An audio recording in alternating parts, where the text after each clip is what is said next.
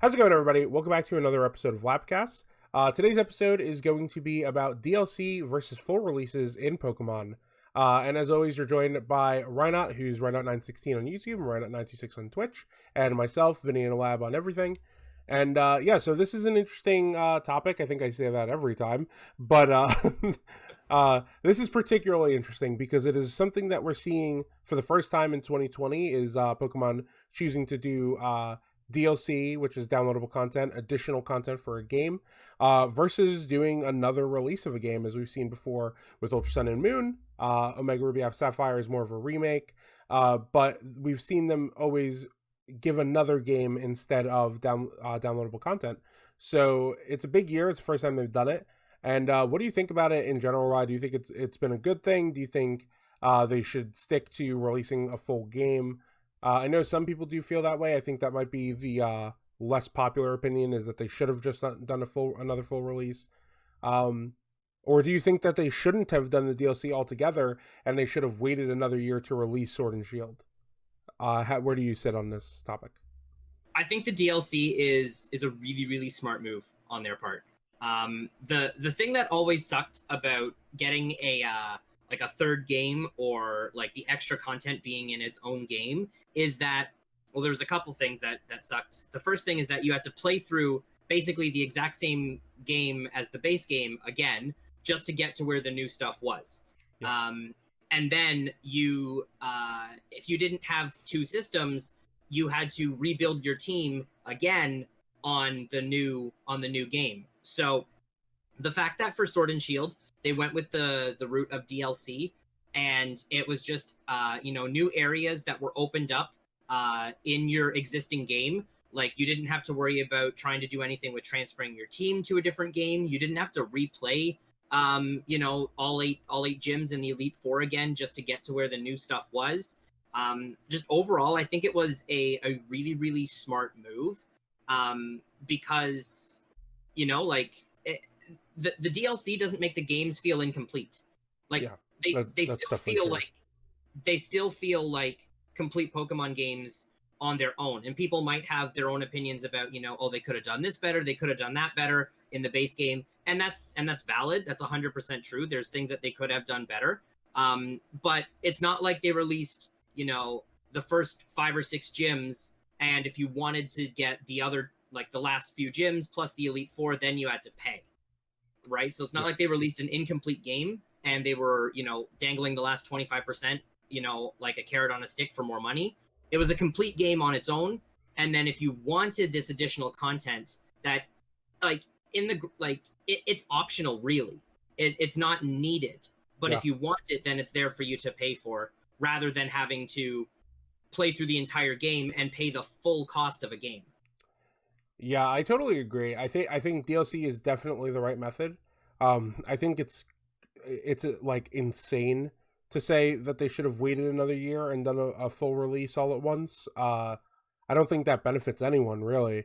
And I really, really like the way they did the DLC. I think one thing that they did really well in Isle of Armor that they didn't really do in Crown Tundra, and they actually could have done better in Isle of Armor as well, is like, in the Isle of Armor, you have to use Kubfu at certain points. So that kind of gates you from using just like your team that you've used the whole time and just like powering through the new storyline. I kind of like that. I think it's interesting for future DLCs if they do choose to do them, which I can't see a world where they go back to the old model. It's regressive in nature and it doesn't make any sense. But I definitely think that it's an interesting method if you're like, well, here's this new area, you have to use this Pokemon in order to get to this point, and then you can have access to all of your Pokemon again. I kind of like that. I think that like it's DLC, you're playing the same game, but you're also playing a new story in the game. So I think they could have done a little bit better with that in like Crown Tundra, where you just have access to everything right away. But it is an interesting thing. I do find it weird, though, that they did, like, the adaptive level thing for the Isle of Armor, but not for Crown Tundra. Like, where things, like, change to your level, kind of. It's a little strange that they chose not to do that for the second part. Yeah, and it's even more interesting that they did that for the Isle, but they didn't do that for the Tundra, because the introduction to Dynamax Adventures is so close to the beginning of the Tundra, and you don't even actually have to defeat Peony to gain access to the Tundra. You just have to Yeah. go through the battle, and he can defeat you, and then you just gain access to the Tundra, and then you can go do the Dynamax Adventures. And because it's a Boom, level specific 65 or 70. because it's not affected by the badges, where previously you would need, like all the badges in order to be able to catch level 65s and 70s. Yeah. That doesn't seem to apply in the Dynamax Adventures. So you can just catch one of those Pokemon and they're 100% catch rate, and then just leave and then just go face roll the rest of the game with like a level 65 or the level 70 Suicune, because you're the original trainer, so they're fully obedient to you, even though they're way higher level than you should have access to. Yeah, so it is super strange that they didn't gate that in some sort of a way. Like, the easiest thing for them to do is just, if you lose to Peony, you white out, like you've always done when you lose a battle. Yeah, and you're forcibly taken out of the crown, and they're like, well, try again later when you could beat a level 65 Copperajah or whatever it is. Exactly. But, yeah, it's an odd decision that they've made. And just to clear up a misconception, any Pokemon that is originally yours, you are the original trainer of, will obey you regardless of how little badges you have and regardless of how high their level is. So you could have 0 badges and a level 100 Pokemon that was yours to begin with, and it will listen to you, even if you traded it. So I could trade my starter to like a second account or a friend. They could get it to level 100 for me, trade it back. It'll still obey me. And that was like the original method. If you like wanted to like cheese through the game, you would like send it to another account or somebody who had candies, and you're like, okay, let's just get through this really quick, and so I can steamroll the game. But now you could do it just all on your own, which is it's a weird thing. But back to the idea of DLCs, like for the DLCs, we've spoken about this before, but I think it only makes sense for main releases such as Sword and Shield. I don't think it makes any sense at all for them to do I think there's 1 or 2 exceptions, but I don't think in general DLC makes a lot of sense for like a remake of Diamond and Pearl. I think it could make sense if it was like maybe a free DLC of like the stuff that came with Platinum, like end game content later, just to keep the game alive, but free is really important there. I think I don't think you should like resell a game, like a remade game, and then like try to sell additional stuff that was part of the original game separately. I think that's where it becomes that like carrot on a stick, like you said, like where it becomes a little disingenuous now. Exactly. Like if we use the Diamond and Pearl and Platinum example, like the equivalent would kind of be like if they released remakes of Diamond and Pearl, but then they put out a paid expansion pass, and in order to get like the Giratina Distortion World, you have to pay, where that was something that was in Platinum. So yeah, that doesn't seem right to me. It would be like releasing another Gen 2 remake, and they're like, the Safari Zone is going to be $20, even though that was in Heart Gold So Silver. It's like that isn't the right way to do it, and I hope that they don't go that path, because then we're like in EA territory. But I do really like DLCs as a whole, and I think it's a nice way to keep the game alive, because the Crown Tundra in a huge way has revived popularity in Sword and Shield. Like, 100%. Yeah, there's 5,000 to 7,000 people watching it on Twitch, like at any time throughout the day now, which was not happening after Isle or even like before Isle. Pokemon games tend to die out relatively quickly because you have the general audience who's not interested in shiny hunting or competitive, and there's millions of those people, but the issue is there's much less people or far fewer people who are interested in shiny hunting, who are interested in competitive battling, and that's the stuff that really makes Pokemon last throughout the year. Not so much just general gameplay. You have like a 5-hour game that if you're playing for the first time is maybe 12 to 20 hours, but you know, that how long can you really watch that and watch different people play that and really enjoy it? That's why so many people do things like Nuzlocks and challenge runs of different varieties. So yeah, I think the DLC is really smart, because we don't want the Sun and Moon, Ultra Sun and Moon fiasco again, where it really felt like they were like, here's the same thing, thanks for the money, you know? Yeah, it was, and the thing is like when you play Ultra Sun and Moon and then you compare it to regular Sun and Moon, it really makes regular Sun and Moon feel incomplete, and they Yeah. kind of felt incomplete on their own. The whole thing with the Ultra Beast was just kind of thrown in, and it didn't really make a whole lot of sense. You're like, Yeah, they're you needed that storyline that Ultra Sun and Moon provides you to like make sense of it. exactly, and then when you also gain access to like the wormholes and everything, and it's like, oh, okay, like I'm kind of understanding a little bit more about these Ultra Beasts, where in regular Sun and Moon it was just like Elite Four, credits have rolled, random dude shows up with a letter, meet some trench coat guy over at a hotel, go catch these Pokemon, okay, you're done, bye. And Yeah. it's like, wait, hold on, what? Like that makes absolutely no sense. Yeah, it was really thrown together in the original. It did seem, I feel like Sun and Moon is guilty of everything that Sword and Shield get accused of being really pushed forward and not being done, being an incomplete game. I feel like Sun and Moon is really the game that did that. Whereas Sword and Shield, it might not be the best game without the expansions, but it is a complete game, I would say. It has a lot to it, you know, It does, even with and just I've the seen, dens and wild areas. yeah, like Wild area. there's a lot of content in like in Sword and Shield that keeps it, that can keep it going longer than your average Pokemon game. Yeah. And we've seen this like when they do like boosted like Gigantamaxes or boosted shinies in these dens, to like align with certain holidays and like events on the yearly calendar. And it's like that's not something they've been able to do in the past. The only thing they could really do was like, oh, it's Halloween, we can maybe mystery gift you a ghost Pokemon. And it's like, oh, Yeah. that's like that Not doesn't nearly make as fun. sense. Exactly. But it's like, like, hey, like 80% of your dens are going to be filled with ghost types, and we're going to boost, like shiny Gourgeist. It's like, okay, like that's actually pretty cool. Yeah. Like I'm I hoping they do that with Dynamax Adventure somehow as well. I think that could be really cool if they could integrate that. Like we were talking about this in one of my streams earlier this week, where instead of just like mystery gifting out the mythical Pokemon, they should basically create like, now that we have the Dynamax adventures, it'd be so cool if they created a custom Dynamax adventure That'd be sick. for the mythicals.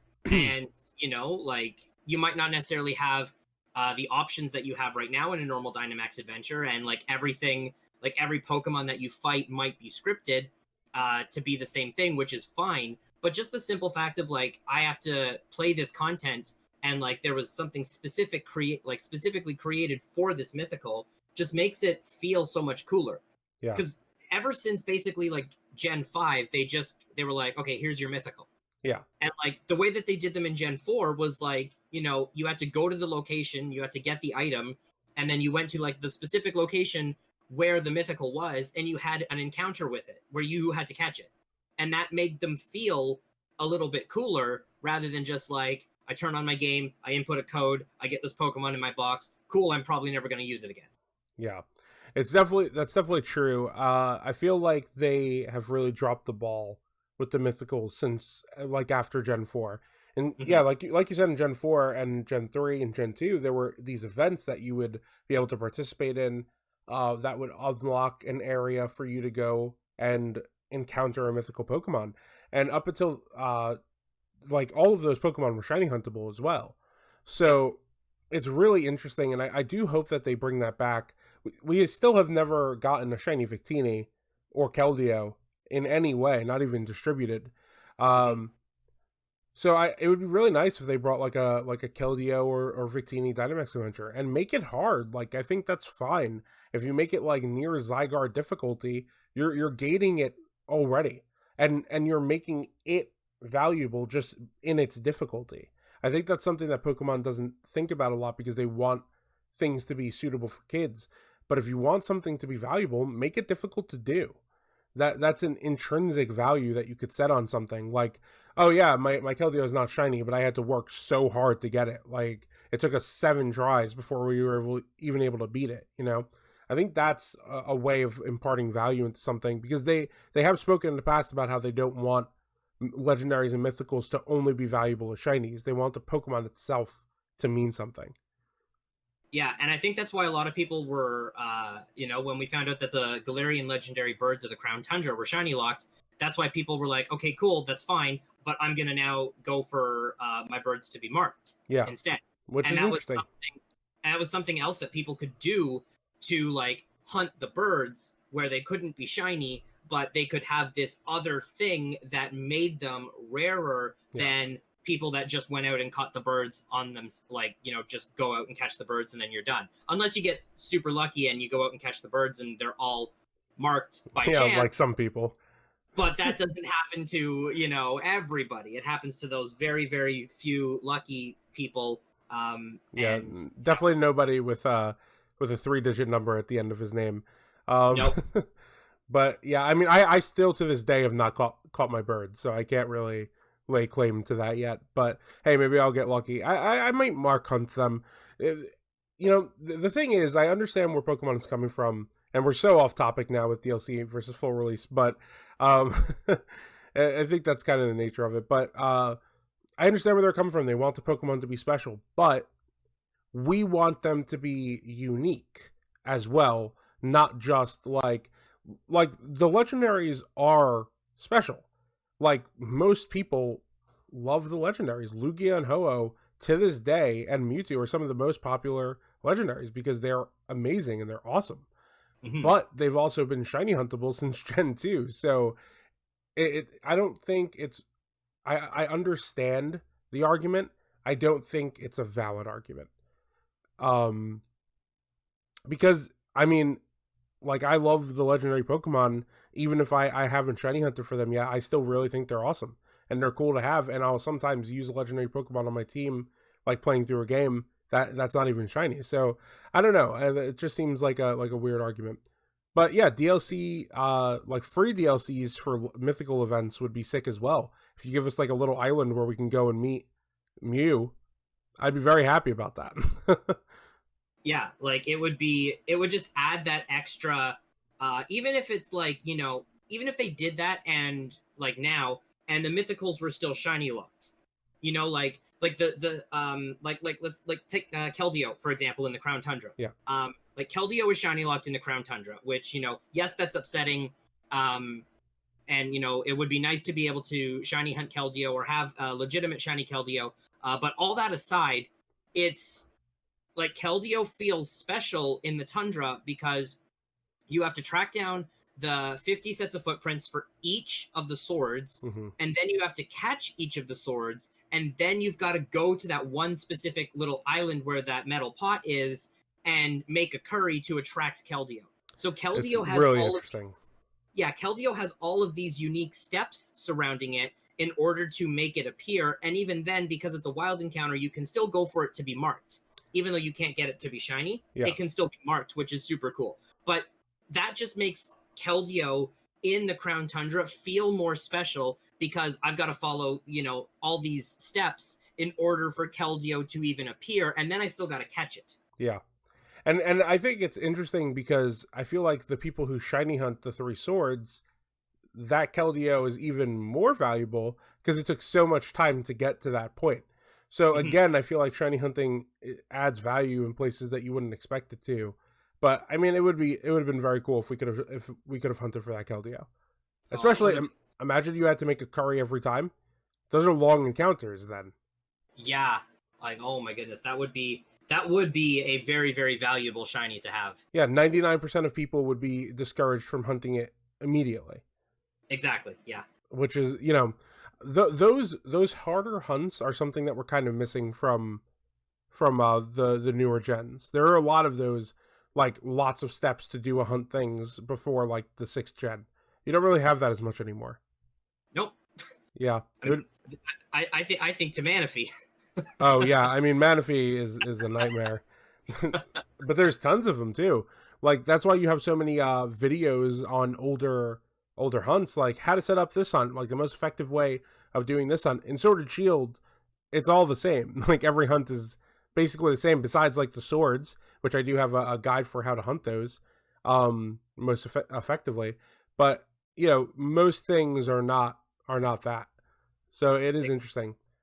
But yeah, I really do hope we get some more DLC things, especially free DLCs, because Nintendo is starting to get this reputation of being like all about the money, trying to like get every dollar out of everybody. And I don't necessarily think that's true of them, but it is a business at the end of the day. They do have to make money or they can't make games. Like that's just how it goes. Mm-hmm. And it's better than adding like loot boxes, right? Like $50 for a chance at a shiny. Here you go. Like, I'd say that we're still pretty lucky. I quit tomorrow. Oh yeah, I would quit yesterday. I'd rather put my money into booster boxes. Oh yeah, for sure. I mean, there would be no competition at that point, like between yeah. cards in the game. If the game had loot boxes like that, I just wouldn't play it. Yeah. All right, well, guys, that's another episode. I really hope you enjoyed this one. Make sure that you subscribe to the channel if you haven't. Leave a comment down below. Tell us what you want to hear us talk about next. There's a lot to talk about in Pokemon, and we like to do these little deep dives into specific things, even if we get relatively far off topic. But we did get led there, and you were along for the ride. So, but I hope you guys enjoyed the episode, and I hope to see you next time. Bye, everybody. Bye, guys.